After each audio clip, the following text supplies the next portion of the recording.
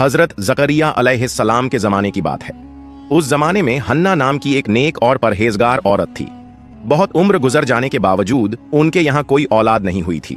फिर उन्होंने अल्लाह रब्बुल आलमीन के हुजूर दुआ की, या अल्लाह, मेरी उम्र गुजर चुकी है लेकिन मेरे यहाँ कोई औलाद नहीं हुई। मैं आपके दरबार में ये नजर मानती हूँ कि अगर आप मुझे औलाद अता फरमाएं तो मैं उस बच्चे को बैतुल मुकद्दस की खिदमत के लिए वक्फ कर दूंगी। ये बात कुरान करीम की सूरह आले इमरान की आयत में भी बयान हुई है। हन्ना की इस दुआ के कुछ अरसे बाद अल्लाह ताला ने उन्हें औलाद अता फरमाई। हन्ना अपनी इस औलाद को देखकर बहुत खुश हुई, लेकिन ये खुशी ज्यादा देर तक कायम न रह सकी, क्योंकि जब उन्होंने बच्चे को देखा तो मालूम हुआ कि ये एक लड़की है। लड़की को देखकर हन्ना के दिल को बहुत दुख पहुंचा।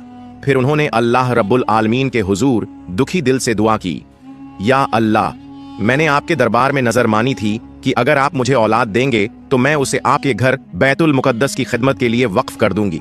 लेकिन ये तो एक लड़की है, मैं इस लड़की को बैतुल मुकद्दस की खिदमत के लिए कैसे वक्फ करूंगी?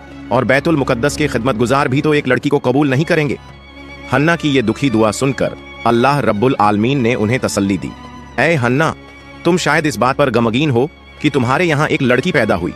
बैतुल मुकद्दस की खिदमत का जो मामला है उसमें तुम फिक्र न करो। तुम इस लड़की की परवरिश करो और जब ये खिदमत के काबिल हो जाए तो इसे बैतुल मुकद्दस ले आना, मैं इसे कबूल करूंगा। अल्लाह रब्बुल आलमीन की तरफ से ये तसल्ली पाने के बाद हन्ना मुतमिन हो गईं। फिर उन्होंने अपनी इस बेटी का नाम मरियम रखा। हन्ना ने अल्लाह रब्बुल आलमीन के हुजूर दुआ की, या अल्लाह, मरियम को और उसकी नस्ल को अपनी रहमत के लिए कबूल फरमा लीजिए और उन्हें शैतान के शर से महफूज रखिए। हन्ना ने मरियम की 7 साल तक परवरिश की। उस जमाने में बैतुल मुकद्दस के इमाम हजरत जकरिया अलैहिस्सलाम थे। जब मरियम 7 साल की हो गईं तो उनकी मां हन्ना उन्हें हजरत जकरिया अलैहिस्सलाम के पास ले गईं। उन्होंने कहा, ऐ अल्लाह के नबी, मैंने एक मन्नत मानी थी कि अगर अल्लाह मुझे औलाद अता फरमाएंगे तो मैं उसे अल्लाह के घर की खिदमत के लिए वक्फ कर दूंगी। लेकिन बदकिस्मती से मेरे यहाँ एक लड़की पैदा हुई। मैंने 7 साल तक इसकी परवरिश की है। अब मैं अपनी मन्नत पूरी करने के लिए इस लड़की को आपके हवाले करने आई हूँ। बराए करम इसे कबूल फरमाएं और बैतुल मुकद्दस की खिदमत के लिए इससे मौका दें। हजरत जकरिया अलैहिस्सलाम ने हन्ना की दरख्वास्त पर बैतुल मुकद्दस के तमाम खिदमत गुजारों को बुलाया और फरमाया, आप लोगों में से कौन है जो इस लड़की की परवरिश की जिम्मेदारी कबूल करेगा? बैतुल मुकद्दस के खिदमत गुजारों ने मरियम रज़ियल्लाहु अन्हा के चेहरे पर एक नूर की झलक देखी और हर कोई उनकी परवरिश की जिम्मेदारी लेने के लिए बेताब हो गया। हजरत जकरिया अलैहिस्सलाम के दिल में भी मरियम की परवरिश की ख्वाहिश थी, क्योंकि मरियम की खाला उनकी बीवी थीं।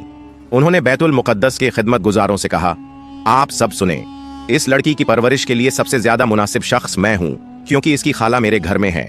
मगर बैतुल मुकद्दस के खिदमत गुजारों ने हजरत जकरिया अलैहिस्सलाम की इस तजवीज को रद्द कर दिया और कहा, ऐ जकरिया, हम सबके दिल में इस बच्ची की परवरिश की ख्वाहिश है, इसलिए ये दलील कि इसकी खाला तुम्हारे घर में है तुम्हें इसकी परवरिश की जिम्मेदारी लेने का हक नहीं देती।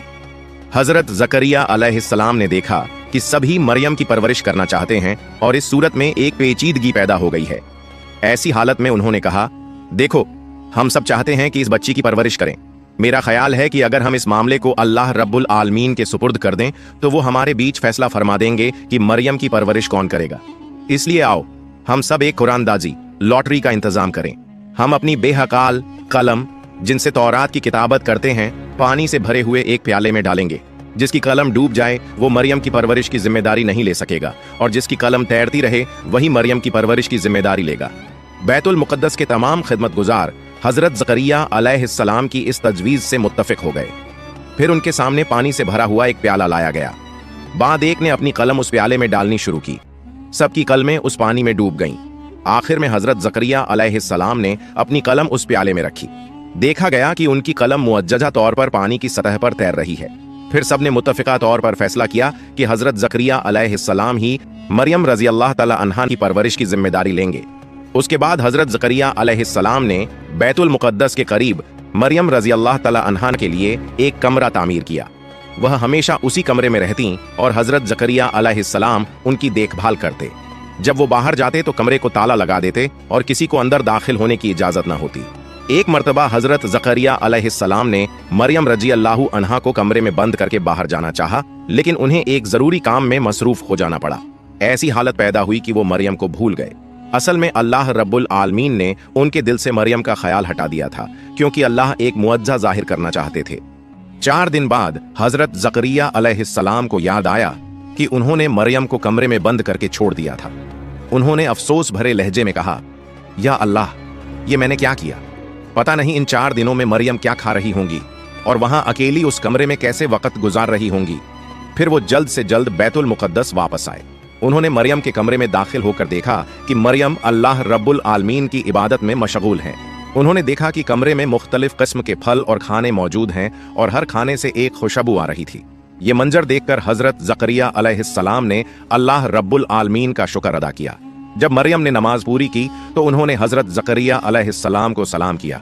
हजरत जकरिया अलैहिस्सलाम ने शर्मिंदगी और दुख भरे लहजे में कहा, मरियम, इन कुछ दिनों में तुम कैसी थीं? मैं एक बड़ी परेशानी में मुब्तला होकर तुम्हें भूल गया था और तुम्हारी देखभाल नहीं कर सका। मुझे माफ कर दो। तब मरियम ने कहा, आप क्या कह रहे हैं? मैं कुछ समझ नहीं रही। आप तो सुबह मुझे इस कमरे में छोड़कर गए थे और अब दोपहर होने से पहले ही मुझसे पूछ रहे हैं कि मैं इन कुछ दिनों में कैसी थी। सिर्फ 1 दिन ही तो हुआ है कि मैं इस कमरे में हूं। हजरत जकरिया अलैहिस्सलाम मरियम रजी अल्लाह तआला अन्हा की ये बात सुनकर बहुत हैरान और शशदर रह गए। फिर जकरिया अलैहिस्सलाम ने उनसे पूछा, मरियम, तुम्हारे पास ये इतना खाना, फल और इतने खूबसूरत खाने कहां से आए? मरियम ने कहा, जिस अल्लाह ने आपको मेरा ख्याल दिल से भुला दिया था, वही अजीम अल्लाह ये खूबसूरत खाने मेरे पास लाए हैं। हजरत जकरिया अलैहिस्सलाम ने कहा, ए मरियम, तुम पर अल्लाह की बहुत सी नेमतें हैं। तुम हमेशा अल्लाह की इबादत और बंदगी करती रहो। एक दिन अल्लाह तुम्हें ऐसा अजमत वाला मकाम अता करेंगे जो दुनिया के लिए एक मिसाल बन जाएगा। इसी तरह मरियम रजी अल्लाह तआला अन्हा बड़ी हुई और एक वक्त आया जब वो जवान हो गईं और अल्लाह के नजदीक बहुत मुकर्रब हो गईं। एक दिन अचानक उनके सामने एक लंबे कद वाला और चमकदार चेहरे वाला शख्स जाहिर हुआ। हजरत मरियम ने फौरन अपने चेहरे को ढांप लिया और उसके पास से गुजरने लगी। जब वो शख्स उनकी तरफ बढ़ा तो मरियम ने कहा, ए अल्लाह के बंदे, तुम अल्लाह से डरो। मैं तुम्हें नहीं जानती और न ही समझती हूं कि तुम मेरी तरफ क्यों आ रहे हो। दर हकीकत मरियम नहीं जानती थीं कि वो शख्स हजरत जिब्रील अलैहिस्सलाम थे। उन्होंने मरियम से कहा, ए मरियम, मैं तुम्हारे लिए अल्लाह की तरफ से खुशखबरी लेकर आया हूं। तब मरियम ने पूछा, आप कौन हैं और कौन सी खुशखबरी लाए हैं? जिब्रील अलैहिस्सलाम ने कहा, मैं अल्लाह का फरिश्ता हूं और मैं तुम्हें अल्लाह की तरफ से एक बेटा अता करने आया हूं। मरियम ने कहा, मेरा बच्चा कैसे पैदा होगा? मैं न तो शादीशुदा हूं और न ही किसी मर्द ने मुझे छुआ है। जिब्रील अलैहिस्सलाम ने कहा, ए अल्लाह की बंदी, तुम्हारे रब ने फरमाया है कि ये उसके लिए बहुत आसान है और वो इसे इंसानों के लिए एक निशानी और रहमत बनाना चाहते हैं। ये फैसला अल्लाह रब्बुल आलमीन ने बहुत पहले से कर रखा है। वो तुम्हें बिना किसी मर्द के छुए एक बेटा अता करेंगे। फिर जिब्रील अलैहिस्सलाम ने मरियम रजी अल्लाहु अन्हा के चेहरे की तरफ एक फूंक मारी और उसके बाद वो गायब हो गए। मरियम ने फौरन महसूस किया कि उनके जिस्म का वजन 2 गुना बढ़ गया है। इसके बाद वो बहुत फिक्रमंद हो गईं और अल्लाह के हुजूर सजदे में गिर पड़ी। उन्होंने कहा, ए अजीम अल्लाह, आपने मुझ पर ऐसी सख्त आजमाइश डाल दी कि अगर ये लोगों के सामने जाहिर हो गई तो मैं उनके लिए काबिल मलामत बन जाऊंगी। इसके बावजूद मैं आपकी दी हुई जिम्मेदारी कबूल करती हूँ, लेकिन दुनिया में किसी और इंसान को ऐसी सख्त आजमाइश में न डालना। ऐसी आजमाइश में बहुत से लोग ईमान से महरूम हो जाएंगे। ए मेहरबान अल्लाह, मुझे इस आजमाइश में सरखरू होने की तौफीक अता फरमा। मुझे सब्र करने वालों में शुमार कर दे और मेरी तमाम मुश्किलें आसान कर दे। कुछ दिनों बाद बनी इजराइल के बीच मरियम रजी अल्लाह ताला अन्हा के हामला होने की खबर फैल गई। तब एक शख्स आया और उन्हें धमकी देते हुए कहा, मरियम, सच बताओ, तुम्हारे पेट में जो बच्चा है उसका बाप कौन है? तुम एक कुंवारी हो, किसी मर्द के छुए बिना तुम हामला कैसे हो सकती हो? इसलिए सच बताओ, वो मर्द कौन है जिसने तुम्हारे साथ गुनाह किया? अगर तुम उसका नाम बता दो तो हम उसे मुनासिब सजा दे सकते हैं। इस पर मरियम रजी अल्लाह ताला अन्हा ने जवाब दिया, मैं कुछ नहीं जानती। मैंने किसी मर्द के साथ गुनाह नहीं किया और न ही किसी ने मुझे छुआ है। तुम जो कुछ देख रहे हो ये सब अजीम अल्लाह रब्बुल आलमीन की निशानी है। उन्होंने ही मुझे ये बच्चा बिना किसी मर्द के छुए अता किया है और उन्होंने मुझे खबर दी है कि मेरा ये बच्चा इस जमाने का नबी होगा। क्या तुम भूल गए कि हजरत आदम और हजरत हव्वा अलैहिमा सलाम को बिना माँ बाप के कैसे पैदा किया गया था? क्या ये तुम्हें याद नहीं कि अल्लाह रब्बुल आलमीन जो बेहिसाब मेहरबान है, बिना माँ बाप के इंसान पैदा कर सकते हैं? तो क्या वो बिना बाप के इंसान पैदा करने पर कादिर नहीं है? इसके अलावा मुझे कुछ नहीं मालूम। उनकी ये जलालत भरी और तौहीन आमेज बातें सुनने के बावजूद मरियम राजी अल्लाह ताला अन्हा लगातार यही कहती रहीं, मेरा ये अजीम बेटा अल्लाह रब्बुल आलमीन का अता किया हुआ है, इसके अलावा मुझे कुछ नहीं मालूम। आखिरकार वो लोग तंग आकर उनके पास से चले गए। और मरियम रजी अल्लाह ताला अन्हा फिर से अल्लाह रब्बुल आलमीन की इबादत में मशगूल हो गईं। उन्होंने अल्लाह से गिड़गिड़ा कर दुआ की, ऐ रहम के समंदर, तू समंदर को पहाड़ और पहाड़ को समंदर बना सकता है। तू फकीर को बादशाह और बादशाह को फकीर बना सकता है। लिहाजा मेरे इस मुश्किल वक्त में मेरी बेइज्जती करने वालों को तू खुद समझा दे। मैं इस तोहमत की शिद्दत को और बर्दाश्त नहीं कर सकती। उसी वक्त हजरत जिब्रील अलैहिस्सलाम मरियम रजी अल्लाह ताला अन्हा के पास आए और कहा, मरियम निराश मत हो, तुम पर अल्लाह की रहमत है। लोगों के तानों से तात्कालिक रूप में न घबराओ, अल्लाह जल्द ही इल्जाम लगाने वालों को मुनासिब जवाब देगा। तुम इल्जाम लगाने वालों को जवाब देने में अपना कीमती वक्त जाया मत करो। हमेशा अल्लाह की इबादत में लगो, अल्लाह हर हालत में तुम्हारी हिफाजत करेगा। इसी तरह मरियम रजी अल्लाह ताला अन्हा रोते हुए 10 महीने और 10 दिन गुजारती रहीं। फिर एक दिन अचानक उनके दर्द ए जिह प्रसव पीड़ा शुरू हो गए। तब वह घर से निकलकर एक बड़े मैदान की तरफ रवाना हो गईं। वह रेगिस्तान जहां मरियम रजी अल्लाह ताला अन्हा बच्चे को जन्म देने के लिए गईं, उस जगह का नाम बैतुल अहम था। यह जगह बैतुल मुकद्दस से 12 मील दूर थी। वहां पहुंचकर उन्होंने एक खजूर के पेड़ के नीचे पनाह ली।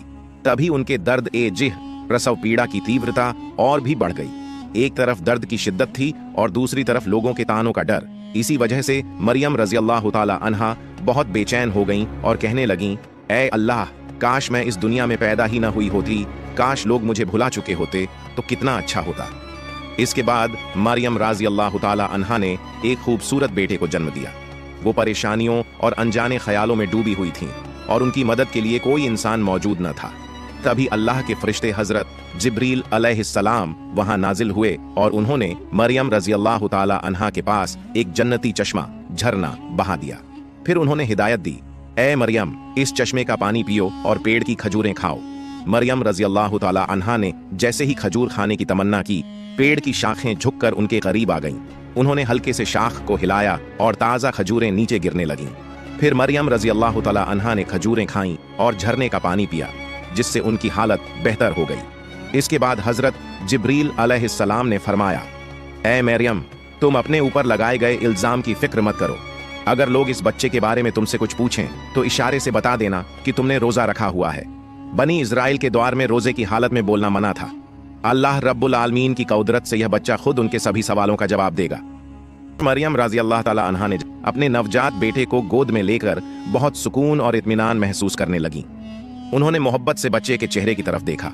तभी छोटे हजरत ईसा अलैहिस्सलाम ने फरमाया, ऐ मेरी माँ, आज आप मुकम्मल हो गई हैं, मगर आज आपको मुबारकबाद देने के लिए कोई इंसान आपके पास मौजूद नहीं है।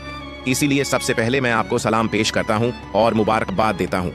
मेरा सलाम और मोहब्बत दिल से कबूल कीजिए। मरियम रजी अल्लाह ताला अन्हा ने अपने नवजात बेटे के मुंह से ये मौजाती चमत्कारी बातें सुनकर हैरानी से भर गईं। उन्होंने कभी सोचा भी नहीं था कि उनके बच्चे की जुबान से इस तरह की बातें सुनने को मिलेंगी। इसके बाद उन्होंने बार बार अल्लाह रब्बुल आलमीन का शुक्र अदा किया। फिर मरियम रजी अल्लाह ताला अन्हा अपने नवजात बच्चे को गोद में लेकर बैतुल मुकद्दस की तरफ रवाना हो गईं। कई दिनों की सफर के बाद वो वहां पहुंची। बनी इजराइल के लोग ये खबर सुनकर हंसने और मजाक उड़ाने के लिए वहां जमा हो गए। उन्होंने मरियम रजी अल्लाह ताला अन्हा से सवाल किया, ऐ मरियम, बताओ, एक गैर शादीशुदा कुंवारी औरत होकर तुमने ये बच्चा कैसे जन्म दिया? मरियम रजी अल्लाह ताला अन्हा ने इशारे से समझा दिया कि वे रोजे में हैं, इसलिए उनके लिए बोलना जायज नहीं है। अगर तुम्हें कुछ पूछना है तो मेरे इस नवजात बच्चे से सवाल करो, वही तुम्हारे सभी सवालों के जवाब देगा। तब वो लोग कहने लगे, हाय मरियम, तुमने एक नाजायज बच्चे की सच्चाई छुपाने के लिए रोजा रखा है और अब हमसे कह रही हो कि एक नवजात बच्चे से बात करें। क्या तुम्हें धोखा देने का यही तरीका मिला? क्या ये बच्चा बोलना जानता है कि हमारे सवालों का जवाब देगा? ये सब झूठ है, बहाने हैं। तुम इन तरीकों से सच्चाई को छुपा नहीं सकती। आज नहीं तो कल एक दिन यह सच्चाई सामने आ ही जाएगी। उनमें से कुछ लोग बोले, चलो इस नवजात से सवाल करते हैं और देखते हैं कि ये क्या जवाब देता है। फिर वे सब हजरत ईसा अलैहिस्सलाम के पास आए और पूछने लगे, ऐ मरियम के बेटे, तुम्हारे पिता कौन है? तुम्हारे पिता की पहचान क्या है? तुम अपनी माँ के पेट में कैसे आए? तब हजरत ईसा अलैहिस्सलाम ने जवाब दिया, मैं अल्लाह का बंदा हूँ।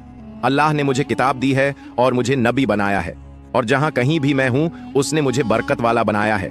उसने मुझे नमाज अदा करने और ज़कात देने का हुक्म दिया है जब तक मैं जिंदा हूँ, और उसने मुझे अपनी माँ के साथ अच्छा व्यवहार करने वाला बनाया है, न कि सरकश और बदकार।